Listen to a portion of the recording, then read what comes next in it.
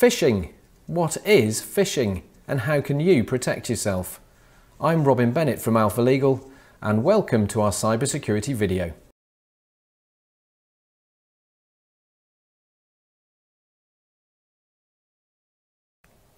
So phishing with a PH, what is it? You might have heard of it. You might have some idea about what a phishing attack is, but I'm here to explain today in the next 5 or 10 minutes exactly what a phishing attack is and what damage it can do to your business, and most importantly, how you can protect yourself. So phishing is a specialist type of hacking attack or hacking attempt made by email. In particular, it's all about convincing the recipient of an email, which will be you or one of your colleagues or your members of staff, that an email has come from a trusted source and therefore the instructions in it are safe and important to follow. So for example, an email will arrive in your inbox which purports to be from a family member telling you that they urgently need you to do a bank transfer to help them out. Perhaps it's from a son or a daughter that you have at university, or a long distance relative that you have. Maybe it's from your mum or your dad who are asking you for help with a bank transaction. The email address will look real. It'll look like the email address that you're used to your family member emailing you from. And the instruction itself will look reasonable and legitimate. There'll be a sense of urgency in the email. All phishing attacks have a sense of urgency. They'll be telling you that they need something done quickly. And that's so that you have less chance to double check what you're being asked to do. In a work environment, the email might come from a superior, from your manager, or from a colleague perhaps. Again, asking you to do something that appears to be completely normal and reasonable with some sort of sense of urgency. And the emails can look really legitimate and really well constructed. The email address might look exactly right or might be very close to being right. Might take you, more than one glance to look and check the email address isn't exactly as you're expecting.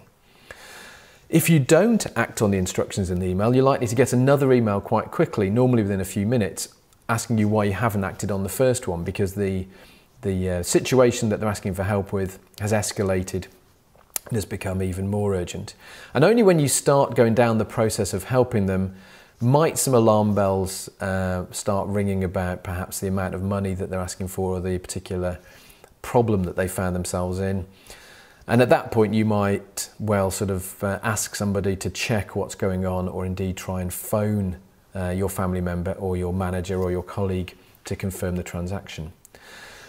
Phishing can also be used not only for financial gain from the scammer, from the hacker, but also to gain information about you. So a phishing attack can be asking you to complete a questionnaire, for example. Perhaps you'll get a phishing email that apparently has come from Amazon asking you to rate a product that you've bought recently. When you go onto that website, after answering some basic questions, it might start asking you questions which you may not realise are giving away information about you and your position in your business. Perhaps they might ask you for information about your holidays, or about your manager's name, or about the department you work in. Or perhaps they'll ask you for things like your personal information, like your date of birth, or the town you were born in, or the place you were born in, or your favourite cat's name, or whatever it might be. And the questions might start completely innocuous and go very personal without you really realising the steps that have been taken along the way.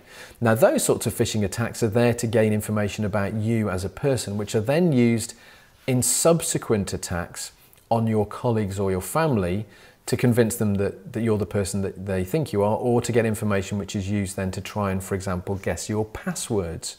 Because people often use things like their first pet's name as a password, for example, or a security word with a bank.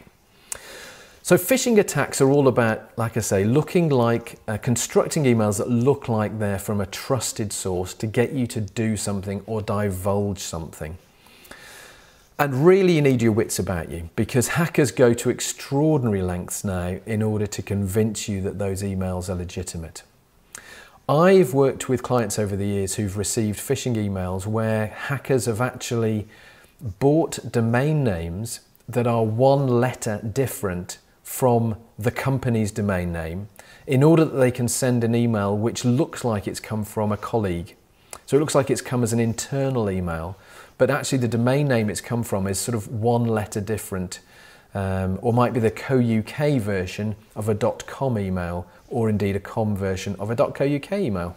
So you really have to look very carefully to spot that it's not an internal email coming from a colleague or a co-worker. So you've got to really look carefully and really think about what you're being asked to do.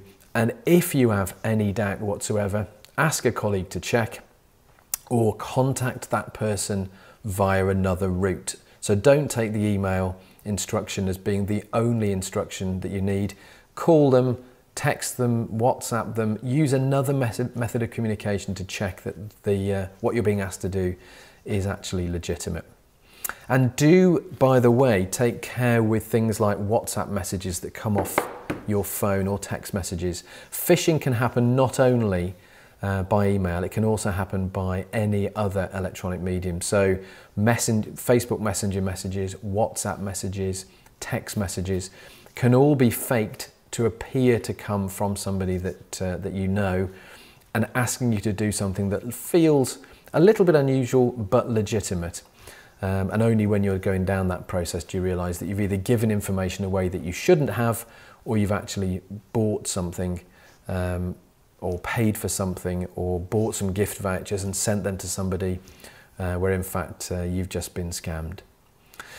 Phishing in itself rarely causes huge problems in the initial phishing attack. It's what happens subsequently that causes the issues to businesses. So sometimes the financial loss can be very small from the initial phishing attack, but the financial loss can grow as the information gained from a phishing attack then is used subsequently. And of course, if you're the victim of a phishing attack and you fall for it, you go down the route that the hacker wants you to, your details then will be shared by other hackers, and you'll be bombarded with phishing attacks from now and evermore because you'll be deemed to be a person vulnerable to phishing. So take extra care and try not to use emails in your business for sensitive and confidential information, because that's the sort of emails that hackers will exploit if they manage to gain information from you in a phishing attack. Instead, use a service like Alpha Legal, which has been designed from the ground up to be a secure and safe way for legal businesses to have confidential discussions with their clients. There you go. I hope that was a useful summary and background on phishing attacks. Do look out for our other cybersecurity videos here in our channel, and speak to you again soon.